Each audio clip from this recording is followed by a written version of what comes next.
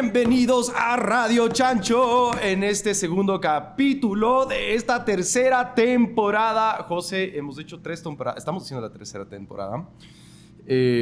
Increíble, yo no pensé que iba a tener el espíritu. No, mentira, obviamente tengo el espíritu y en esta ocasión estoy tremendamente contento y emocionado como siempre porque a mi izquierda tengo a Isabela Ponce.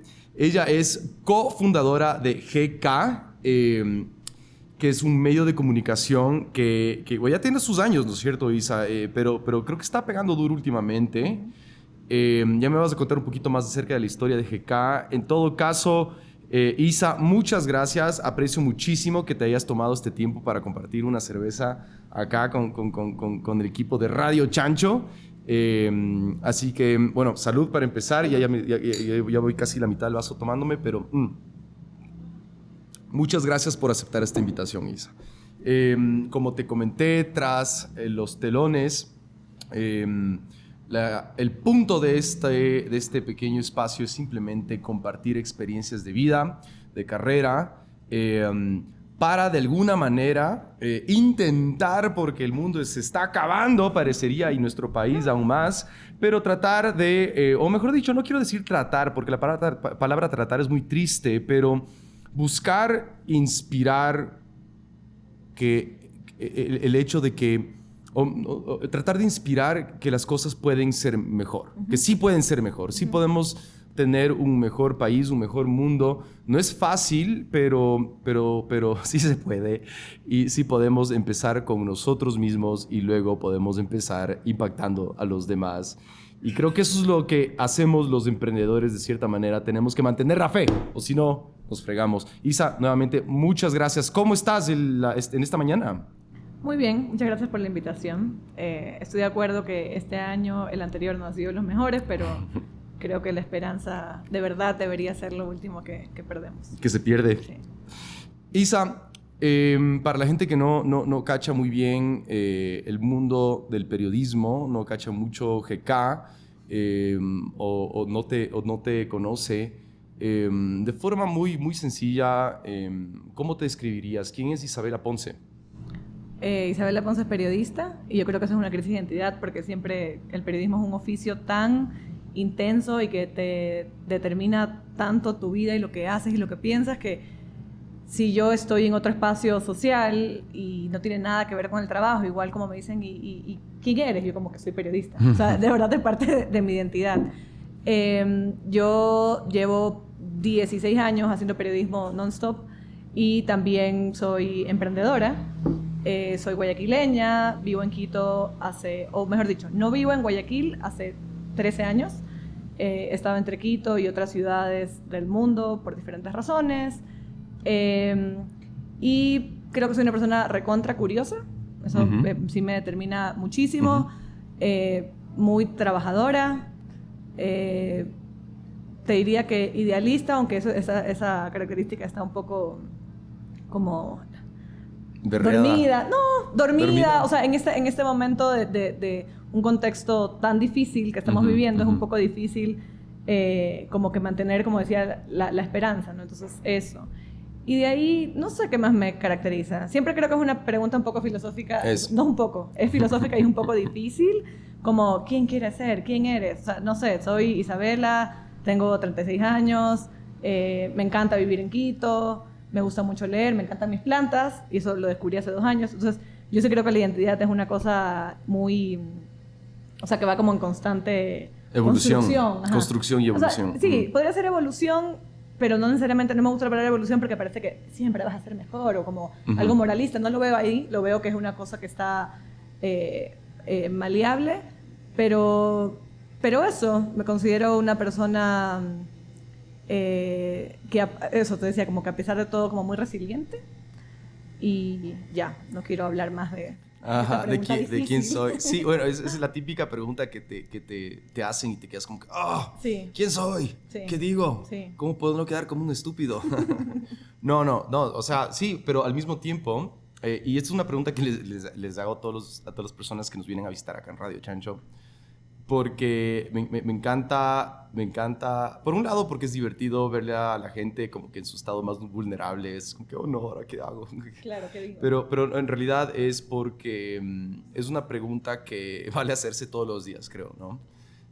No está de más hacérsela Sí, todos pero los yo creo que días. si lo haces todos los días sí puedes caer en un espiral de, no sé. Bueno, no necesariamente, creo yo, no necesariamente para generar confusión, sino para... hay momentos, creo yo, en las que te tienes que cuestionar Sí, obvio. quién eres y por qué estás haciendo lo que estás haciendo y por qué estás teniendo los resultados que estás teniendo y yo qué sé, ¿no? Pero también para hacerte acuerdo de quién, justamente de quién eres, Sí, de ¿no? acuerdo. Como, bueno, este soy yo y por eso... y por eso voy a poder con este día, maldito. Bueno, semanalmente Sí. ya, porque Semanalmente. diariamente yo creo que no, Un no poco más. podría. Está bien, está bien. Isa, ¿cómo empezó tu viaje por el mundo del periodismo? No sé si fue por la escritura o por la curiosidad, como tú decías. ¿Cómo fue esa especie de epifanía que de repente tuviste o siempre lo sentiste? O sea, no, a mí me gustaba escribir, pero no es que publicaba cosas. Estoy hablando de mi adolescencia, pues, ¿no? Y yo siempre creo que es muy injusto que a los 18 años la vida te lleve a elegir algo que en teoría vas a hacer toda tu vida. Y yo creo que tuve mucha suerte. Yo creo que soy muy privilegiada en el sentido de que elegí algo que me quedé ahí para siempre y me encanta. Y me sigue gustando después de... O sea, yo empecé a estudiar en el 2006, son casi 18 años. Entonces, como que yo sabía... Eso suena un poco cliché también, me da un poco... Ya lo digo con más... Con darme cuenta de lo que estoy diciendo, pero yo quería hacer algo por el mundo. O sea, yo quería hacer algo por la gente. Entonces, primero yo decía, capaz puedo ser abogada, ¿me entiendes? Capaz puedo... Y lo curioso es que igual yo en el colegio estuve en la especialización de comercio, que era como marketing, álgebra, o sea, cosas nada que ver, o sea, no estuve en sociales. Pero cuando me tocó elegir, dije como, bueno, puede ser periodismo, ¿ya? Y ahí como que recordé este gusto por la escritura. Como te dije, yo no hago radio, tele, o sea, me gusta escribir, o sea, es lo que más me gusta. La vida me ha llevado por otros lados como el emprendimiento, pero porque no puedes hacer, o sea, puedes organizar tu tiempo, pero no hacer las dos cosas completamente. Entonces, fue como eso, ¿no? Elegir la carrera y luego, después de 2 años de estar estudiando, empecé a trabajar como reportera. Era en el Telégrafo en ese entonces. Y ahí sí me enamoré. O sea, te puedo decir que, o sea, pensar en eso me da como nostalgia porque es como yo caí en un trabajo realmente bonito. Bonito en el sentido de poder como estar con la gente, escribir. Yo estaba en 2 secciones que eran como de derechos ciudadanos y diversidad. Era el poco tiempo que duró el medio público en la época de Correa. O sea, público como entendemos público, como la BBC, ¿ya? No público como ahora que el gobierno de turno... que es privado. O sea, que es oficialista, que es gobernista. Duró poquito en medio público. Yo tuve la fortuna de estar ese año que duró. Entonces, eso fue fascinante y ahí yo dije como que eso es lo que quiero hacer, ¿me entiendes? Y otra cosa que creo que me ha mantenido también es ver el impacto que puede tener lo que tú publicas, ¿ya? En términos de cómo le puede cambiar la vida a las personas, ¿ya? Tengo varios ejemplos de esto y es algo que llevo como por así decirlo, como un récord. Nosotros en GK sí tenemos como un impact tracker, por así decirlo, de impactos sociales, de decir, el periodismo sirve para eso, no nos olvidemos, ¿no? O sea, quizá lo que es más popular, lo que se consuma más es la política, los dimes y diretes y el escándalo, pero realmente tiene un potencial muy grande que es lo que yo intento rescatar hasta el día de hoy, después de mucho tiempo. Y a lo que te refieres es generar ese impacto, me imagino, en la forma de pensar de la gente, en la perspectiva, en la forma de interpretar las cosas que suceden. Eso sí, y eso yo creo que se hace diariamente. O sea, hacemos como que en GK, pudiéndote explicar las cosas en contexto, contándote lo que está como oculto, ¿me entiendes? Pero el impacto que yo estoy mencionando es cómo lo que publicas cambia realidades. Ok. Ya. Te pongo un ejemplo, es un ejemplo un poco oscuro, o sea, como de temas difíciles, pero si sacamos una investigación sobre un caso de abuso sexual, ya hemos sacado algunos, publicamos y tuvimos, para ponerte un ejemplo muy concreto, en el 2018, nosotros, GK es el medio que hizo la primera y única investigación periodística sobre abusos sexuales dentro de la Iglesia Católica. Wow. ¿Ya? Aquí en el Ecuador. En el Ecuador. Okay. Exacto, en el Ecuador, obviamente en el Ecuador. Era un cura en una iglesia de Guayaquil, papá. Logramos hablar con 10 sobrevivientes y víctimas. Wow. Sacamos la investigación. La investigación obligó a la arquidiócesis de Guayaquil a dar una rueda de prensa. Este sacerdote ya estaba amonestado para el Vaticano, pero después de la publicación finalmente lo expulsan de la iglesia. Wow. Eso es impacto. Yeah. O sea, que realmente lo que hagas cambie la vida y también, obviamente, es una reparación para las personas que se ven retratadas allí, ¿me entiendes? Porque estás recogiendo sus historias con respeto, con como son personas que por lo general no han sido escuchadas durante mucho tiempo, les puedes dar ese espacio, ¿ya? No me gusta a mí la expresión darle voz a los que no tienen voz. Yo creo que ya está como trillada y yo creo que todo el mundo tiene voz, pero es poder como dar esa oportunidad. Y como ese ejemplo que te dije, tenemos muchísimos. Y eso es lo que a mí, yo creo que es una especie de gasolina de decir, esto vale la pena. Claro, porque lo ves dibujado en algo tangible, en una realidad. Exacto. Que va más allá de la tuya, ¿no? Exacto. Claro, increíble, no, increíble. Yo te iba a decir, o sea, creo que en casi todas las profesiones siempre tienes esta dicotomía entre, bueno, qué es lo que vende y qué es lo que genera un impacto, qué es lo que genera realmente un cambio, ¿no? Igual la cerveza, tienes la cerveza, ¿no? Industrial que está hecha para vender. A ver, lo digo sin juzgar, porque me parece increíble que puedes estar en el pueblo más escondido del país y encuentras una botella, ¿me entiendes? De la Pilsener. Sí. Eso me encanta, porque, ¿me entiendes? Pero de ahí tienes la cerveza interpretada de otra manera.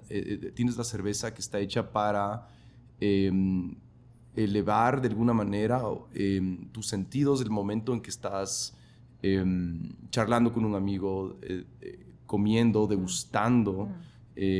Sirve para maridajes, sirve también para volverse loco. O sea, te cachas que muchas personas que empiezan a probar cervezas artesanales realmente se vuelven fans de la cerveza porque descubren todo este mundo tan, que en realidad, si tú me preguntas de mí, tal vez es inclusive hasta más diverso que el vino y complejo.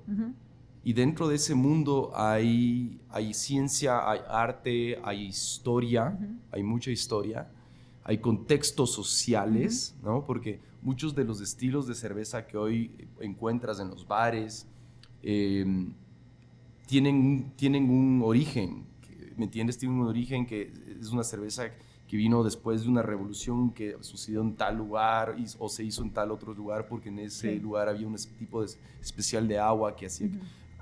En fin. Pero claro, lo que tú me dices va mucho más allá en el sentido tal vez de impacto social en cuanto a justicia, en cuanto a derechos. Sí, o sea, sin duda derechos. La palabra justicia a mí me produce un poco de ruido porque lo que siempre yo me quiero diferenciar como periodista es que yo no soy fiscal, yo no soy jueza, yo no soy abogada, ¿me entiendes? Yo lo que hago es poder contar algo. Yo lo veo y lo puedo contar y transmitir. Pero sin duda, sí es importante como que diferenciar de que no es que esta es la motivación por la que yo hago mi trabajo, porque si no, sí viviría frustrada, porque las cosas no necesariamente funcionan en este país. No, ¿ya? Que es justo en este país. Entonces, más bien es como, yo te decía, este tema como de la reparación, o sea, el hecho de que unas mujeres o un grupo de jóvenes, o sea, como que los diferentes grupos con los que he trabajado, o comunidades indígenas, o sea, dependiendo de quién sea los protagonistas de esas historias, sientan que están siendo escuchados, ¿me entiendes? De hecho, vamos a sacar muy pronto un especial sobre mujeres trans en Quito. Y es como, o sea, siempre tienes un reto de cómo poder retratar y contar y darles un espacio que se les niega constantemente, ¿ya? Entonces, como te decía, recordar esa capacidad que tiene el periodismo me parece como súper importante. Y me gusta la palabra justicia, pero no, o sea, entiendo, estoy de acuerdo, pero no me la atribuiría, me parece muy pesada. O sea, como que no es mi rol, ¿me entiendes? O sea, puede ser un impulso para... Sacamos otra investigación en el 2019, también de un tema como muy duro, y a partir de la investigación empezó una investigación en la fiscalía también. Y desde, o sea, son 5 años ahorita, no más, ya no sé, sigue el proceso, ¿me entiendes? Y yo sé que yo no soy como, no es que, GK lo impulsó, pero es un elemento de todos los elementos de la sociedad que están ayudando a que haya algo de justicia, ¿me entiendes? Pero no es en sí mismo. De que el mundo tal vez sea un poquito mejor. Sí, de que sea menos injusto. Yo siempre digo, o sea, siempre digo que como que parte del trabajo es que el mundo sea un poco menos desigual. ¿Ya? Okay. O sea, sí hay eso y me gusta poder hablarlo porque yo creo que con la vorágine de lo que pasa el día a día a veces uno pierde esa perspectiva, pero en realidad las historias tienen ese poder. Es un poder. Sí. Es un poder, sí, o total. sea, sí, es un poder y es un poder que como te decía antes, reconocido por el sistema interamericano como uno de los pilares de la democracia. Claro. Ya depende de nosotros cómo lo estamos, o sea, como periodistas, qué responsabilidad tenemos en eso y como sociedad, cómo realmente te estás dando cuenta lo importante que es que haya una prensa libre. Claro, claro. El eterno debate aparentemente en nuestra sociedad. Sí. Es que también es, o sea, todo es interpretable al final del día, ¿no? Pero uno hace lo que puede, me imagino. Sí, claro. Y tienes que estar convencida, ¿no? Más que convencida, honesta contigo mismo, ¿no? Sí, claro. Sí, sí, totalmente. Eso me parece que es clave. O sea, no... Porque si no eres honesta contigo mismo, ¿cómo puedes hacerlo con el resto? ¿Me entiendes? O sea, saber un poco las limitaciones, pero también, como tú venías diciéndolo al comienzo, como que sí se puede, ¿me entiendes? O sea, y me parece curioso que estés sentada aquí en un contexto en el que ya son 2 años demasiado difíciles para el país, en una multicrisis política, económica, de seguridad, etcétera, que como ciudadanos, a nosotros que estamos aquí, los 4, nos golpea, obviamente, en diferentes medidas. Como periodista, a mí no solo me golpea, sino que digo, ¿qué hago con esto? ¿Cómo lo cuento? Entonces, ¿sí me entiendes? Es una cosa como muy, muy pesada, pero a pesar de eso, poder hablar y recordar por qué hago lo que hago, siempre es reconfortante. O sea, siempre me regreso un poco al origen y a las causas de por qué estoy aquí. Todavía estoy aquí. ¿Para qué? ¿Para qué me levanto todas las mañanas? Sí. Salud. Sí. Isa, hablemos un poquito acerca de GK, ¿ya? ¿Qué es GK? ¿Cómo se funda? A ver, discúlpame la ignorancia y de repente por ahí me confundí en mi sé sobre cerveza, ya, y sé que sé un par de trucos sobre cerveza y sé algo sobre algo sobre emprendimiento cervecero. La modestia. pero GK antes no se llamaba Guayaquil City. Sí. Ok, y lo cambiaron por GK. Sí, se llamaba Jekyll City. Jekyll City, pero por... Un terrible nombre, por Guayaquil, sí. Por Guayaquil, sí. Ok, entonces no estaba todo... Ya, no. Algo sí sabía, algo sí. Ok. Bueno, ¿cuál es la historia de GK? Sí, GK nace en el 2011, más que como un medio, yo siempre le digo que es como un ejercicio de periodismo ciudadano o un ejercicio ciudadano, y era más un blog colectivo de opinión que un medio, ¿ya? Entonces nace en un momento, o sea, Guayaquil es una ciudad súper conservadora, aunque la gente crea lo contrario. Hay que la gente diga, ay, Guayaquil, qué chévere, la gente abierta, nada que ver, o sea, Quito es mucho más abierta. Y empieza a hablar de temas que no estaban en agenda de medios tradicionales o que si estaban en la página número 10. Hablamos del medio impreso, ¿no? Despenalización del aborto, aprobación del matrimonio igualitario, despenalización de las drogas, temas polémicos, ¿ya? Lo pongo entre comillas porque son los temas que deberíamos estar hablando, o sea, que permiten que el mundo sea menos injusto, lo que veníamos conversando. Entonces nace con esta idea, y esta idea de lo de los derechos que te acabo de mencionar, estas 4 cosas. Ya tenemos aborto por violación, ya tenemos matrimonio igualitario en ese tiempo, todavía faltan algunas cosas a alcanzar, pero eso ha perdurado, ¿no? Y quienes lo fundamos éramos de distintas disciplinas. Había varios abogados, estaba un actor, o sea, como que, ¿me entiendes? Más, por eso te digo, como más ciudadano. Pero todo como cuaja o ya se profesionaliza en el 2014, que nosotros ganamos un fondo de aceleración. Y nos fuimos a Argentina 5 meses. En este proceso de, como te digo, aceleración, fueron elegidos 3 medios entre no me acuerdo si era 200, que postularon. Era uno venezolano y uno argentino. Los dos ya no existen, o sea, somos los únicos como sobrevivientes.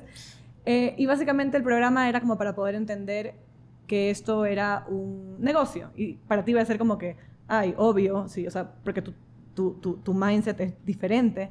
Pero los periodistas, yo cuando estudié, a mí nunca me enseñaron nada de emprendimiento, nada de empresa, nada. Y yo trabajé en varios medios tradicionales y la parte comercial estaba allá y el cuco, claro. y tú eres la redacción y no tienes nada que ver con eso.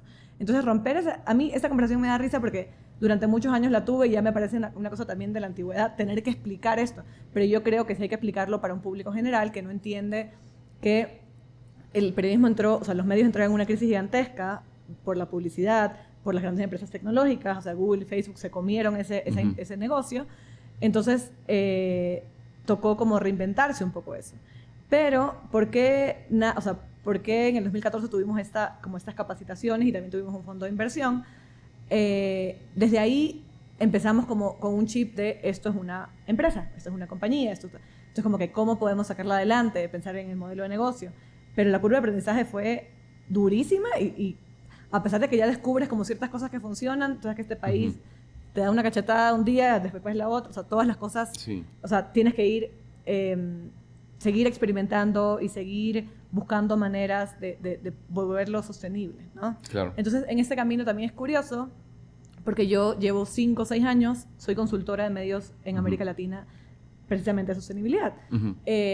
No hay una fórmula, obviamente, tienes que leer el contexto del país y pero el punto es decir, ¿por qué hacemos esto? ¿Por qué estamos aquí? Básicamente porque queremos hacer un periodismo que no nos permitían hacer donde trabajábamos antes, en los medios tradicionales. Tienes límites. Entonces yo renuncié al comercio en fines de 2013 y ahí ya me dediqué al 100% a GK y entendiendo, yo te juro que si yo tuviese hoy la cantidad de información que yo tenía hace 10 años, sería tan más fácil todo, ¿me entiendes? Como que decir, pucha, desde el comienzo tener súper claro que Jekyll City es un nombre pésimo.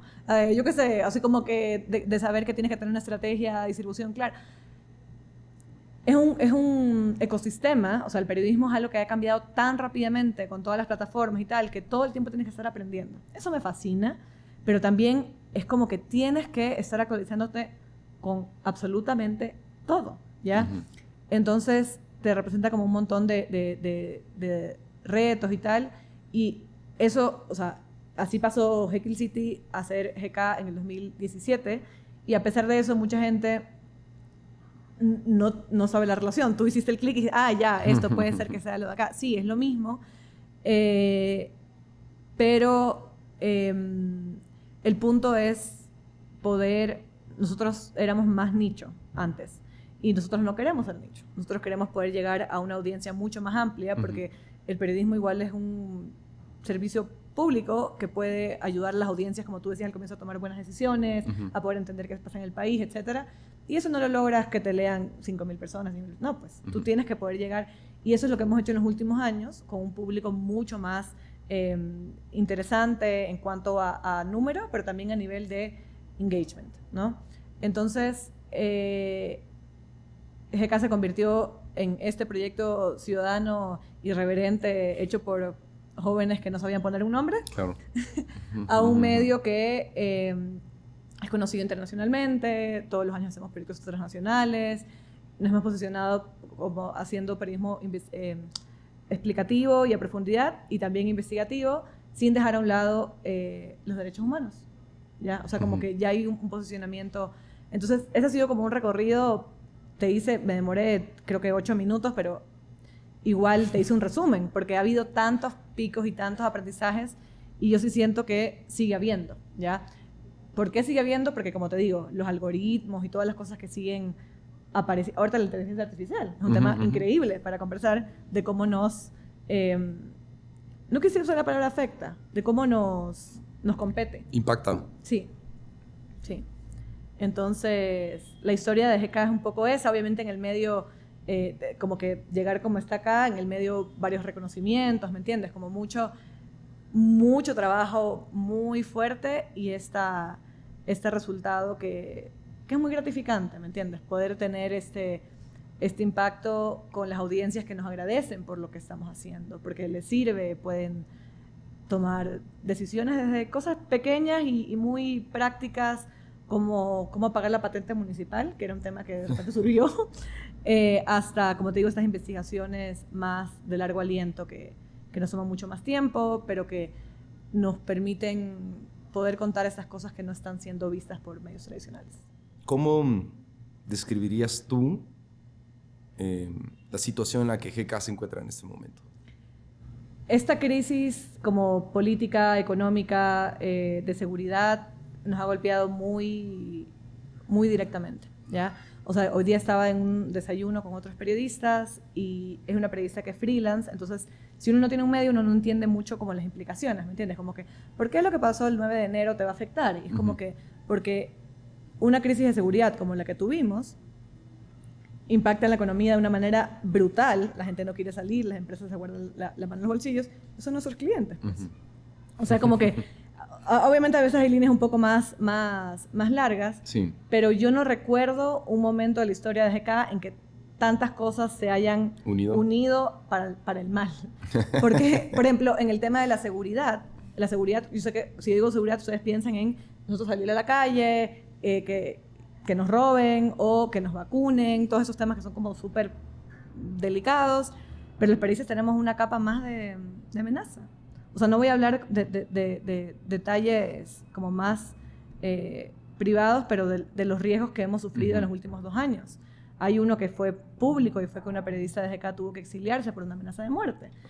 Entonces, ¿sí me entiendes? Es como, o sea, sumado a eso, a pensar en la seguridad de tu equipo, de cómo mantenernos seguros y mentalmente y físicamente a salvo, sumado a buscar financiamiento. O sea, son muchas capas de cosas que tienes. Y obviamente a nivel político tienes que cuidarte, por así decirlo, porque los gobiernos ya sabemos que porque no existe la libertad de expresión en América Latina. Así pensemos que sí existe. Sí, no, de hecho, en el último índice que se publicó mundial de la libertad de prensa en el mundo, Ecuador con respecto al año pasado cayó 30 puntos. Oh.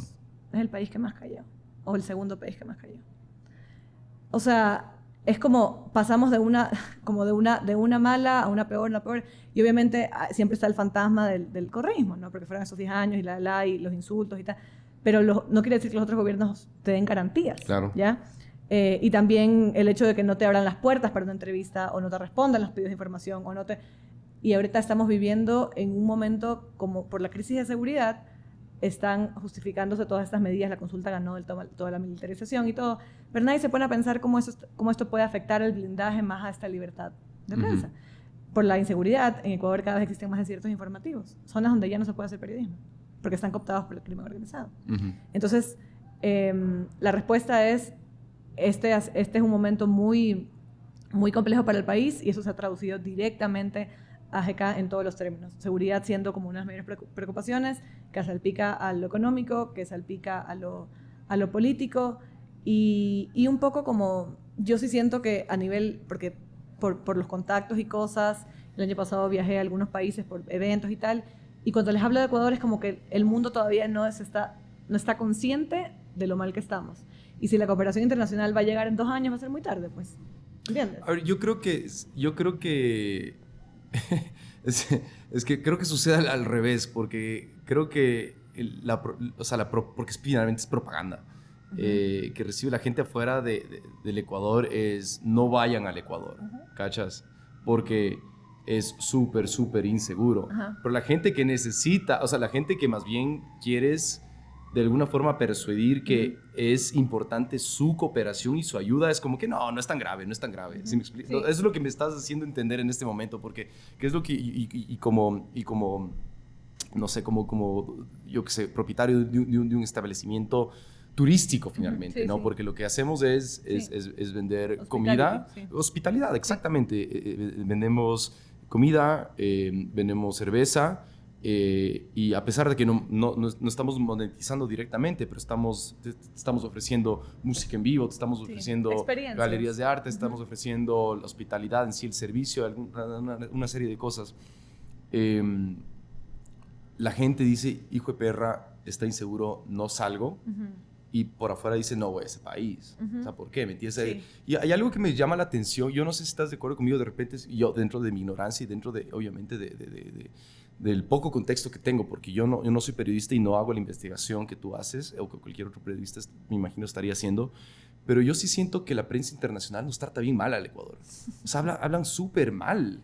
Y a veces políticos. Es como que motivado políticamente. Y a veces simplemente es porque, no sé, o sea, yo veo que, a ver, no quiero hablar mal de nuestros vecinos, pero a veces digo, no, o sea, y cachas que nuestros vecinos sucede esto y en el Ecuador es como que estamos en cambio mucho más avanzados en estos otros temas, pero muy poca gente habla bien del Ecuador fuera del Ecuador. No sé si es que tú tienes la misma... Ahí hay varias capas de cosas, ¿no? Como que hay mucha corriente, o sea, más que corriente, durante muchos años nos dijeron que el periodismo, o sea, no es dar buenas noticias, ¿me entiendes? Y también yo puedo estar en contra, a favor, pero más o menos eso es lo que como un principio, ¿me entiendes? Por otro lado está lo que tú ya hablaste, que es lo que vende, ¿ya? Y por otro lado, sí nos han pasado cosas bien heavy en los últimos. Sí, bueno. ¿Me entiendes? O sea, como que bien... Entonces, por ponerte un ejemplo, está el New York Times la semana pasada sacó un reportaje, creo que en una de las revistas, de unas casas hechas en Quito con unos arquitectos que usan materiales reciclados, bla, bla. Vacancísimo. Pero eso no es sangre, no es noticia, ¿me entiendes? El país, el de España, tiene esta sección que se llama América Futura, que también sacan unos reportajes súper bonitos sobre como proyectos comunitarios en la Sierra Centro, bla, bla.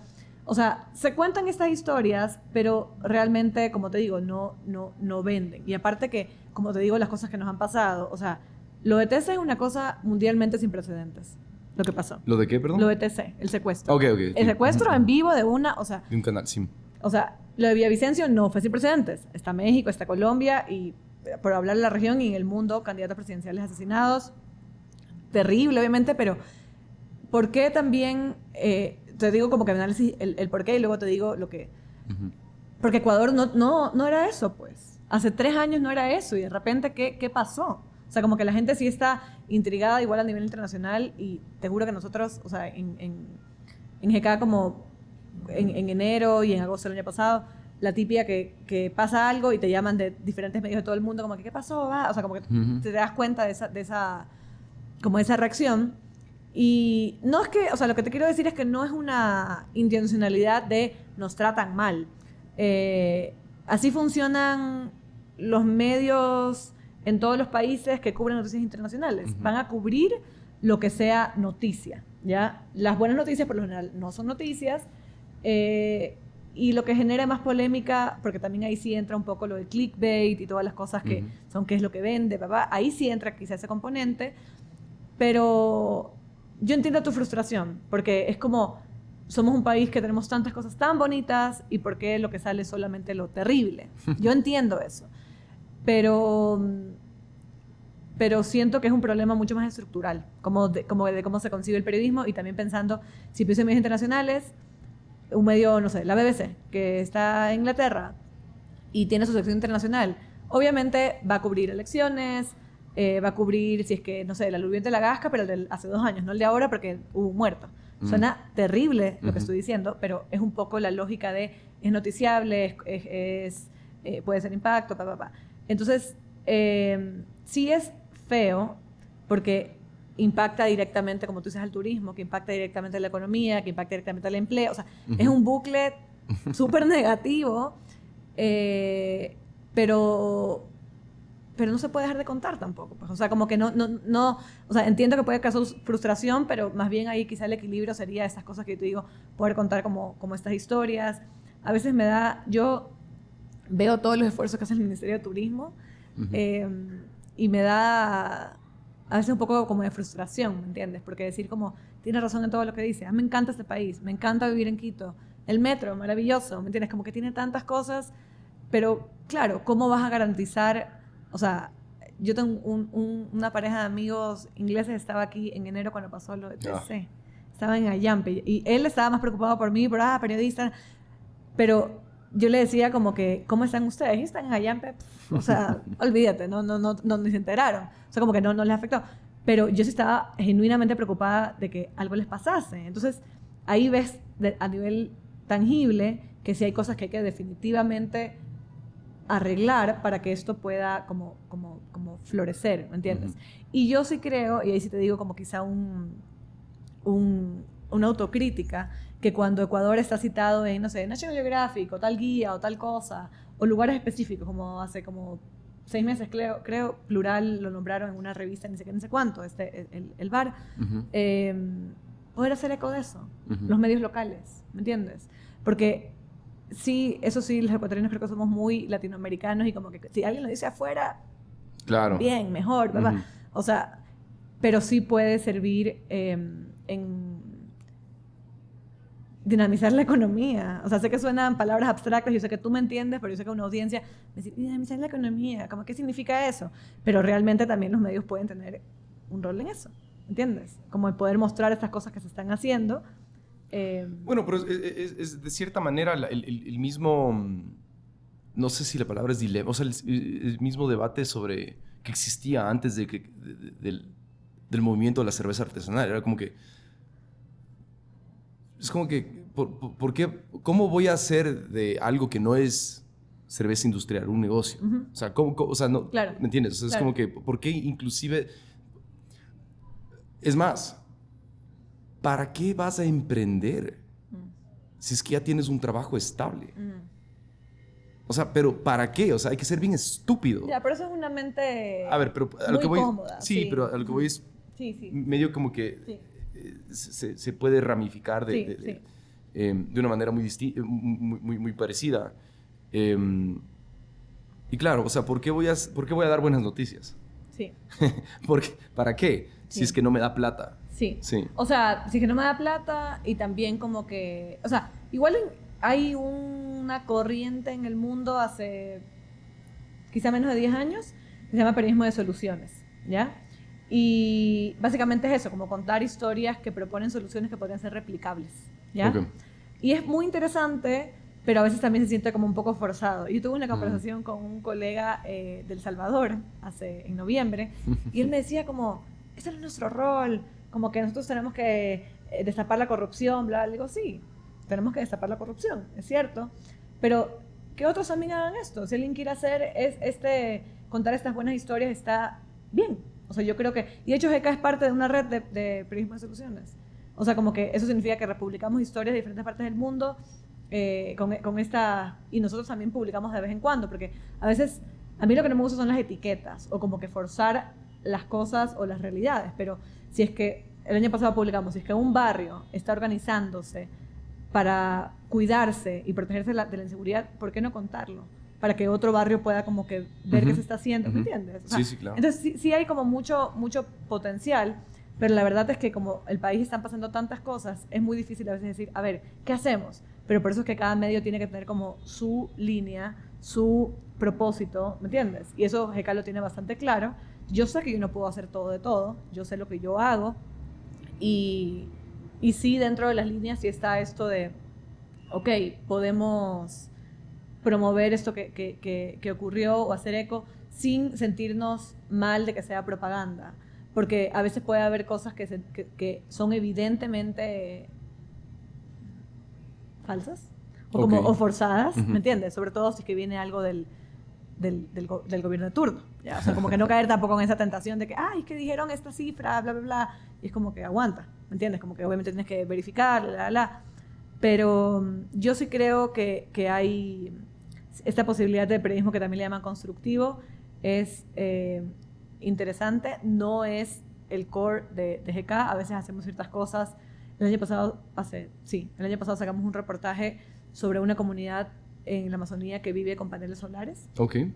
Entonces es una historia como muy bonita y muy replicable, me explico. O sea, como que decir, ok, ¿de qué manera se puede esto replicar en otras comunidades en la Amazonía o en otras zonas del país, bla, bla, pensando en la importancia del medio ambiente, porque eso es otro tema. Uh-huh. Cómo transmites el cuidado del medio ambiente y la crisis climática para que un público en general te entienda. Es una nota inspiracional. y no sean 5 gatos en el nivel técnico, sino, o sea, es parte de mi trabajo diario, ¿no? Llevar esas cosas complejas a que calen en un público más amplio y, como tú decías al comienzo, como que puedan tomar mejores decisiones, que puedan entender el mundo, que puedan sentir que hay un valor en eso que le estás dando. Bacán. Isa, cambiando un poquito o sea, sí y no. Porque el tiempo vuela. Hay algo que me llamó mucho la atención del briefing tuyo que me enviaste. Y uno de los puntos recalca que eres embajadora de un programa que se llama el Media Viability Program de la Deutsche Welle.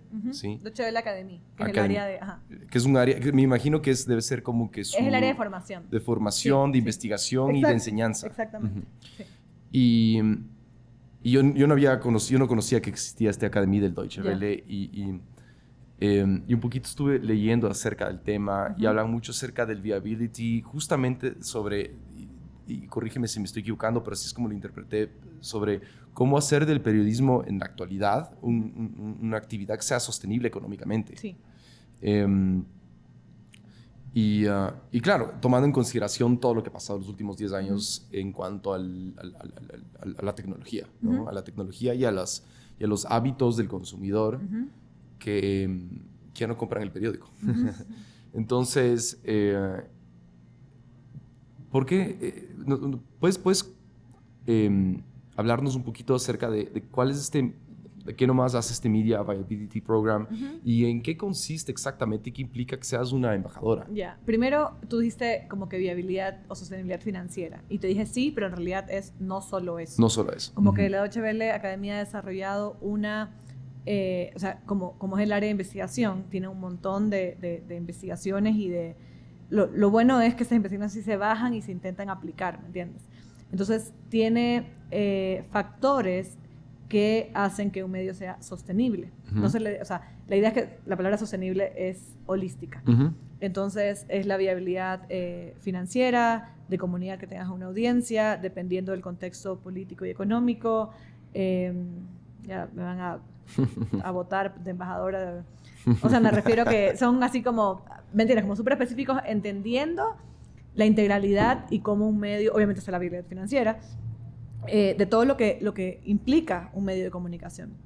Entonces, hacerlo sostenible en el tiempo implica poder atender todas estas características que son muy específicas, van a variar en contextos y deben ser atendidas de manera diferenciada, ¿ya? Y básicamente el why es poder tener más democracia en el mundo. Okay. Este programa, o sea, la Deutsche Welle Academy, honestamente no sé cuántos años tiene, pero décadas, y es esta área de investigación y capacitaciones, saca esta convocatoria buscando personas que estén trabajando en viabilidad de medios, en sostenibilidad de medios. Y era para el Global South. Y somos 10 embajadores. Y fue una experiencia, ya se acabó el programa como tal de formación, que era más como de intercambio, pero ahora seguimos como en la red buscando nuevas cosas. ¿Qué hicimos? Fueron, si no me equivoco, 8 o 9 meses. Nos reuníamos, esto sí fue como un reto porque la distancia más, o sea, somos de diferentes países, pero está Etiopía, Kenia, Nigeria, Myanmar, pero que ya está en Tailandia exiliada. Está una persona de Jordania, Irak, o sea, Pakistán, ¿me entiendes? Variadísimo. América Latina, solo México y Ecuador. Éramos 10, somos 10. Y las reuniones eran a las 7 de la mañana de Ecuador, 6 de México y 7 de la noche de ¿cómo se llama?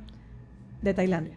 Entonces, nos reuníamos y tuvimos como ciertas capacitaciones en temas para que nosotros, ser embajadores, obviamente hacer un tipo de incidencia, o sea, como advocacy, ¿no? ¿En qué? En la necesidad de que los medios sean sostenibles.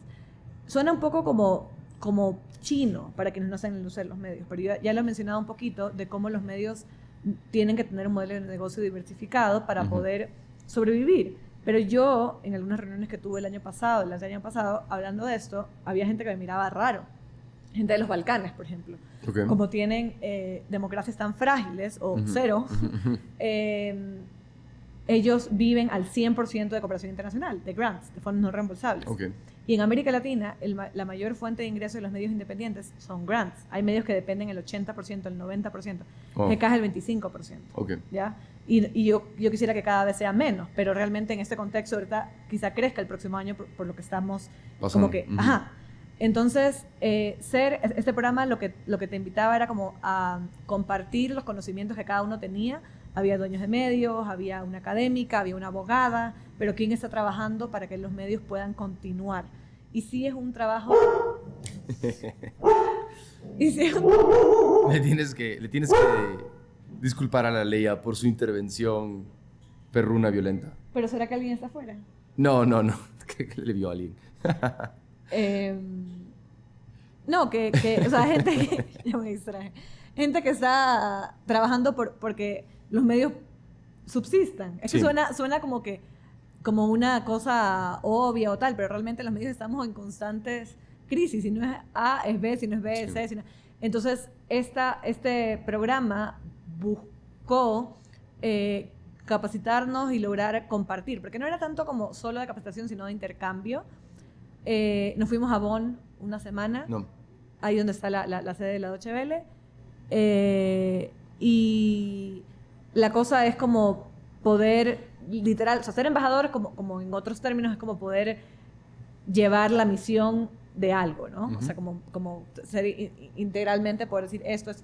Entonces, mi trabajo es poder, lo que estoy haciendo ahorita, como explicar qué significa y por qué es importante y por qué puede toda la sociedad o diferentes stakeholders participar de alguna u otra manera en la viabilidad de medios. Porque, ultimately, eso ayuda a la democracia de tu país. Uh-huh.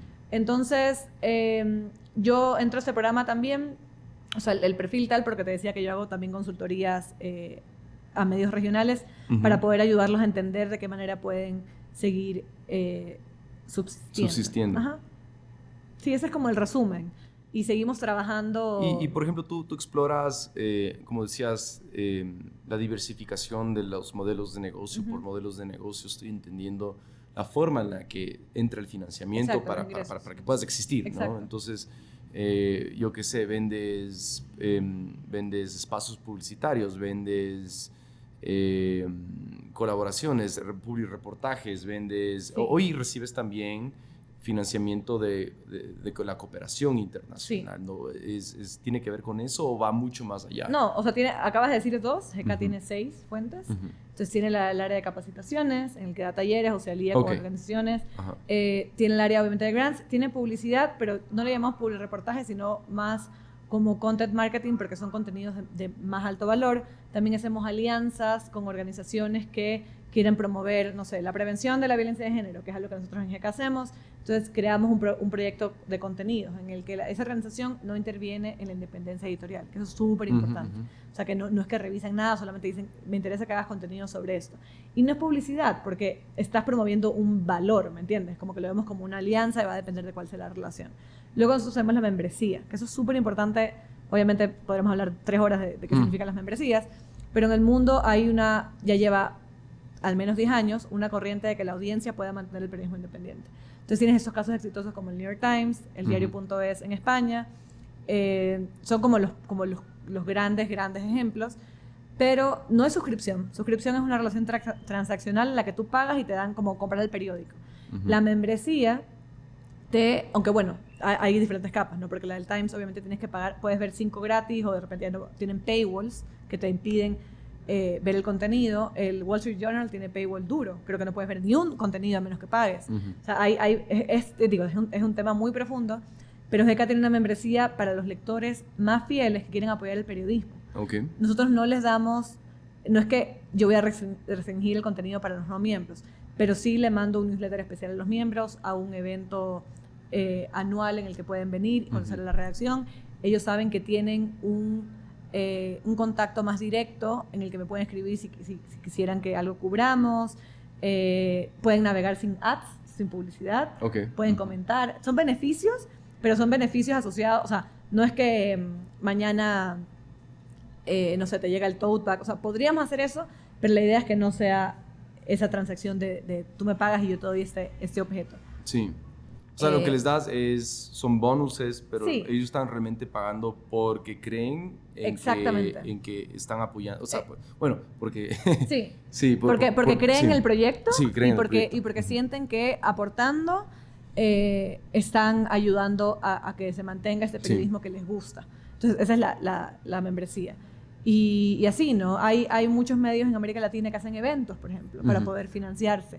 También obviamente tienes publicidad programática, pero también tienes, ya te decía lo de las alianzas, o sea, me parece que Sembra Media, que es esta organización que trabaja también en sostenibilidad de medios en América Latina, había encontrado más de 100 tipos de fuentes de ingreso, o sea, hay un montón, y yo creo que los latinoamericanos somos muy recursivos, entonces siempre vas a encontrar como una manera de poder seguir adelante. Ahí para mí mi aprendizaje es, por ejemplo, salir de esa zona de confort de depender de una sola fuente, sobre todo porque es súper peligroso, ¿entiendes? Y porque hay esta frase que es más conocida en inglés, que es "News doesn't pay for themselves". O sea, el negocio, las noticias ya no se pagan hace mucho tiempo. Entonces, ¿cómo haces para poder sobrevivir esto, sabiendo que la gente tampoco, ya en su mente es como que ¿por qué voy a pagar para leer algo si tengo 40.000 otras fuentes? Pero tienes que crear esa confianza de que tu contenido es de calidad para que puedan apoyarte de alguna u otra manera.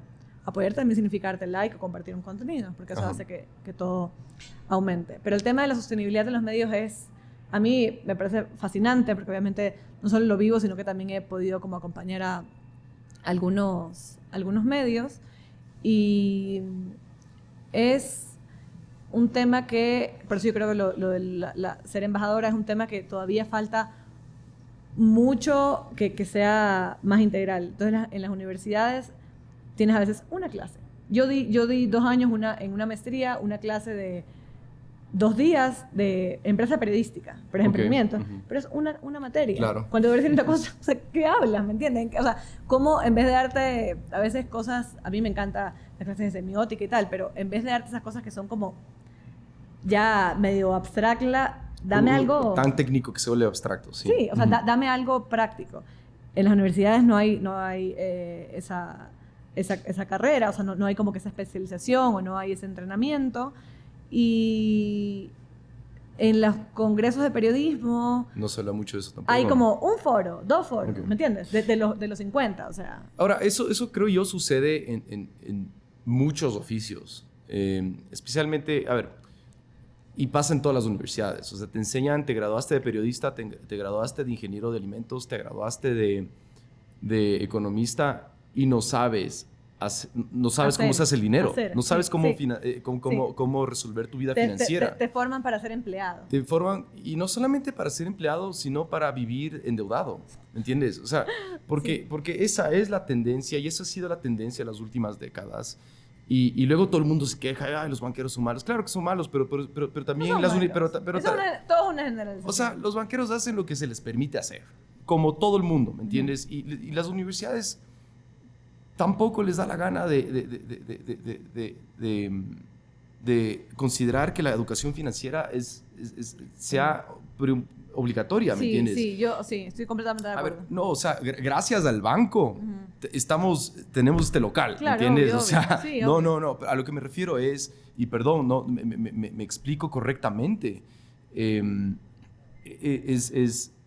la gente se queja de los bancos y de las tarjetas, pero tampoco hacemos mucho por nuestra educación financiera, ¿me entiendes? Pero eso tiene que ver, o sea, lo que tú estás diciendo tiene un contexto más amplio y es como este paternalismo o como de no, o sea, que en la parte económica podría ser desde el punto de vista del emprendimiento o tal, de decir, ¿cómo yo me hago cargo? Yo sé, el Estado o la empresa privada o el banco debe, o sea, uno dice, debe ayudarme, pero ¿qué estoy haciendo yo? Claro. ¿Me entiendes? O sea, esa falta de autocrítica y responsabilidad también yo creo que es importante. Es responsabilidad, ¿no? Sí. Es chantarle la responsabilidad a los demás. Al otro, siempre es al otro.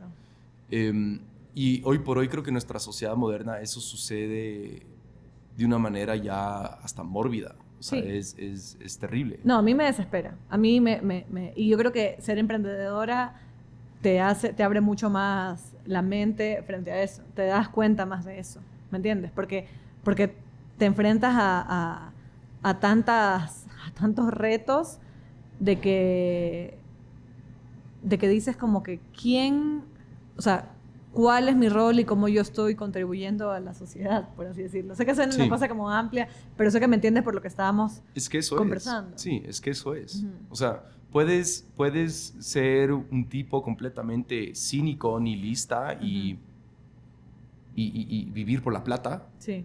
O puedes creer en que tienes el poder de generar un impacto, empezando por tu propia cochina, miserable vida, ¿me entiendes? Y de ahí por la gente que te importa. Yo no creo que hay que sentirnos avergonzados de hablar sobre cosas que son humanas, que son reales. ¿Cómo qué? Como lo que acabamos de decir, o sea, cuánta gente por justamente caer en ese cinismo, cuánta de esa gente quisiera poder creer en algo más allá, ¿me entiendes? O sea, son conversaciones poco populares, ¿me entiendes? Porque sí es más fácil pedir y esperar a hacer. Pero claro, somos unos cerdos capitalistas hablando de esto. Pues, ¿no? O sea, ya veo la Pero irónicamente creo que es al revés, porque si solamente esperas, y además, ¿qué es lo que la gente espera? Espera cosas materiales. Sí, o sea, no espera realización personal, no espera tener un trabajo digno, espera cosas enteramente materiales. O sea, si es que realmente se toma tenemos ese debate, esa conversación en la sociedad, te vas a dar cuenta, no todo el mundo, por supuesto, pero la gran mayoría lo que quiere son cosas, quiere tener para pagar su suscripción a, ¿me entiendes? A cualquier porquería que no le sirve para nada ser una mejor persona, ¿me entiendes? O dejar ¿me entiendes? O para, obviamente, está la educación y la salud, ¿ya? Pero si es que los gobiernos solamente se dedicarían a hacer eso, existiría tal vez educación y salud, pero bueno, no importa. No quiero tener una conversación política contigo. A pesar de que creo que todo es político. De que todo es político, finalmente, sea, pero es que finalmente es político porque así no queramos, porque cuando hablamos de ese tipo de abstracciones y de la razón de la vida, ¿me entiendes? Porque estamos aquí para vivir, ¿me entiendes? Estamos para finalmente, creo yo, decir cuánto lo vamos a dedicar a dar y cuánto vamos a dedicar a recibir. Sí. Así es el mundo, ¿me entiendes? Sí. Pero hoy se está acabando el tiempo. Sí te quería hacer un par de otras preguntas adicionales. Seré breve. Pero es que lo que acabas de decir está tan además relacionado, porque empecé hablando sobre el tema de las universidades, de que te pasan todos los oficios. Lo que te quería decir es que pasa full en la cervecería, ¿me entiendes? Y de hecho... Pero ponme un ejemplo. O sea, y no solamente en la cervecería, sino en muchos oficios, muchos emprendimientos que nacen de una especie de revelación, ¿no? Porque trabajaste en el banco tantos años o trabajaste en el Supermaxi tantos años y alguien, pucha, tu abuelita o tu primo, tu pana te enseñó a hacer las mermeladas, ¿me entiendes? De ti, hijo de puta, esto es lo que tengo que hacer el resto de mi vida. Entonces, a muchos los cerveceros, ¿qué es lo que le pasa? Cerveceros y cerveceras y algo que sucede es que se enamoran tanto del oficio. Y después, algo con los cerveceros que pasa es que se enamoran del oficio y luego se enamoran de sí mismos, de su talento. Porque muchos llegan a ser muy talentosos y talentosas. Pero se olvidan del modelo, o sea, del resto. Exacto, de cómo voy a agarrar esta cosa. Sí. Y simplemente porque sepas hacer buena cerveza no quiere decir que tengas que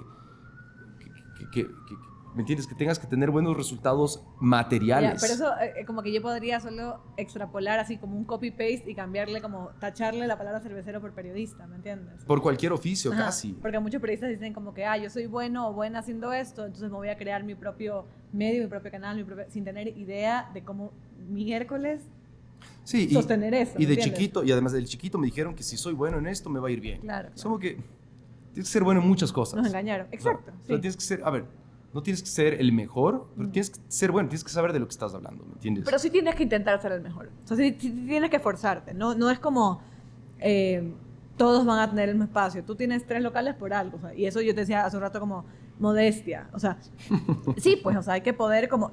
Sí es feo la gente sobrada, pero al mismo tiempo, lo que tú dices, o sea, si mañana ves que sale una nueva cerveza artesanal y tú como ya sabes cómo es el negocio, empiezas a ver y muy pronto dices como que, seguramente dices como que, puta, pero estos manes no tienen un plan de distribución, no tienen comunicación, no tienen, ¿me entiendes? Sí. O sea, es mucho más fácil cuando ya has recorrido, en tu caso, poder decir, no sé, ¿qué falta aquí de preparación? Ya hablamos de la universidad, pero nosotros salimos de la universidad hace años. O sea, como que pienso en la gente que está emprendiendo, o sea, al menos ser lo suficientemente humilde para decir, necesito esta capacitación, necesito, o sea, pensando en cómo se puede arreglar esto. O sea, yo creo que el emprendedor que no cacha que... Gracias, Nico. ¿Qué es lo que te dije? Eso me parece que es IPA. Ah, ok, ya es hora como para una IPA. Gracias. ¿Y esta? Bueno, salud. Salud. ¿En qué estaba? Uy. ¿Qué pasó? Me olvidé. No. Estaba como que súper emocionado. Y de Espérate, repente estabas en lo de la educación, o sea, la gente que quiere emprender y que no tiene la suficiente capacitación. La humildad. Ya. Y no solamente... a ver, que sí es un tema de humildad, pero yo creo que el emprendedor o la emprendedora que no entiende, o sea, que no solamente que no entiende, sino que no lo viva en el día al día, Sí. El hecho de que si es que no estás en un proceso de continuo aprendizaje, Sí. o sea, la educación no termina nunca. De acuerdo. O sea, tomaste el cursito sobre ni sé qué vaina, qué chévere, Sí. ¿cuál es el siguiente? Sí. O sea, ¿cuál es tu siguiente paso? ¿Me Sí. entiendes? Sí. O sea, no. Es que ya hice el masterado. Sí. ¿Y ahora qué vas a hacer? Pues el Sí. masterado. O sea, y yo tengo un reparo con esto, con la academia, por ejemplo. O sea, yo hice un masterado que salí del masterado diciendo nunca más voy a volver a la academia. Porque a mí me parece que mucho más aprendes en talleres y en cosas y en la vida y Sí. ¿me entiendes? Que en esta academia formal que no siempre tiene aplicaciones prácticas. O Y sea, sé que es muy polémico decirlo, pero me refiero, yo creo en la capacitación, pero la eliminaría lo que dijiste del masterado, como decir, no, ¿de qué manera sigo aprendiendo? Y yo creo que en el periodismo es aplicándolo, porque tú aprendes y enseguida tienes que Aplicar. hacer y probar y prueba, error. es que nadie te va a pagar porque sepas. Nadie te va a pagar porque tienes un título. Nadie te va a pagar. Y lo del masterado, o sea, puedes tú aprender leyendo. Obvio. Sabemos leer, ¿no? Nos enseñaron Sí. en el colegio. ¿Cuántos realmente están leyendo? ¿Cuánta gente realmente está utilizando la habilidad de la lectura Sí. para aprender cosas Sí. útiles para la Sí. vida, ¿me entiendes? Salir un poco de la caja también. No, ahora todo el mundo lo que quiere es ver la última porquería en que sale en TikTok. Y aprendes tomando cursos, o sea, Udemy, Sí, o sea, sí, obvio. por $20, por Sí. $10 en algunos casos tienes unos super cursos, ¿me De entiendes? acuerdo. O sea, el masterado, o sea, dije además, muchísimos están completamente sobrevalorados, te sacan, o sea... Ese es mi reparo Sí. con eso, pero yo entiendo el tema de la continua capacitación y regresando a lo que dijimos hace un rato, no es como esperar y sentarse como que venga, o sea, como que venga el trabajo y que venga ¿qué estás haciendo tú? No.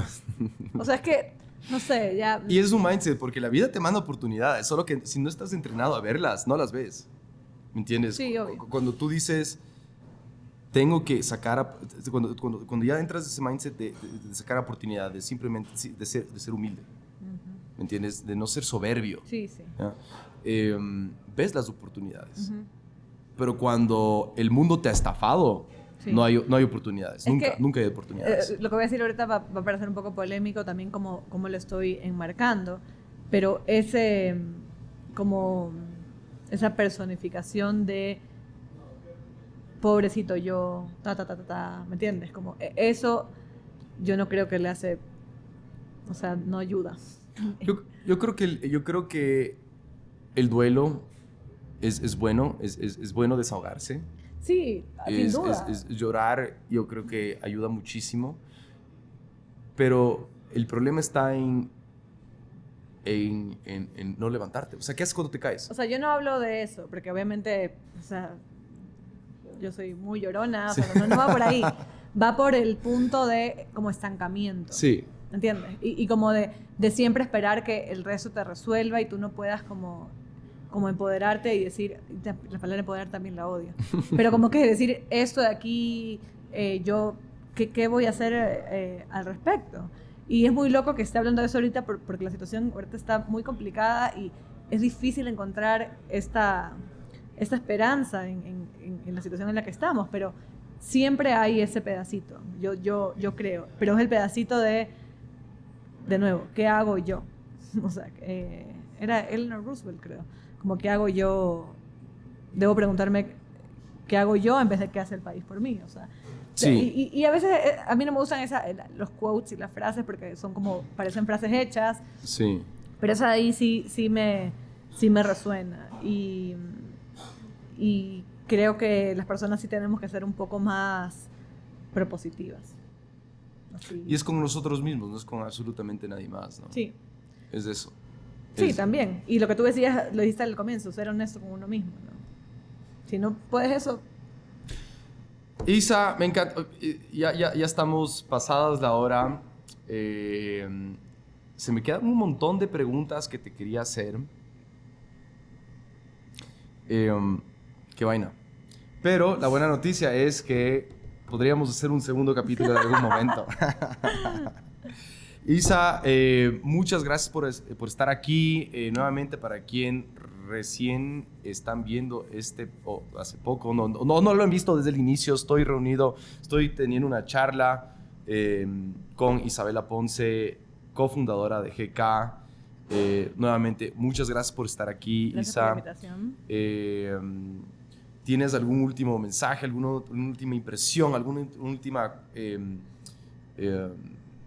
cosa que nos quisieras compartir? O sea, en realidad no, porque creo que he lanzado muchas reflexiones y no me gusta ese halo de vamos a dejar el mensaje final.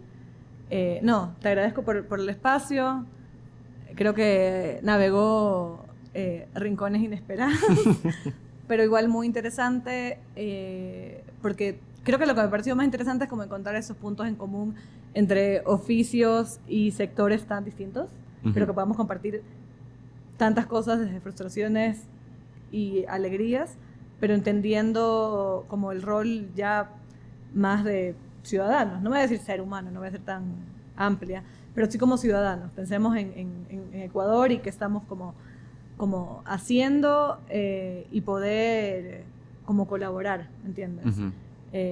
Ahorita son solo ideas que estuvimos conversando, pero ¿por qué no pensar en qué hacer con esas ideas?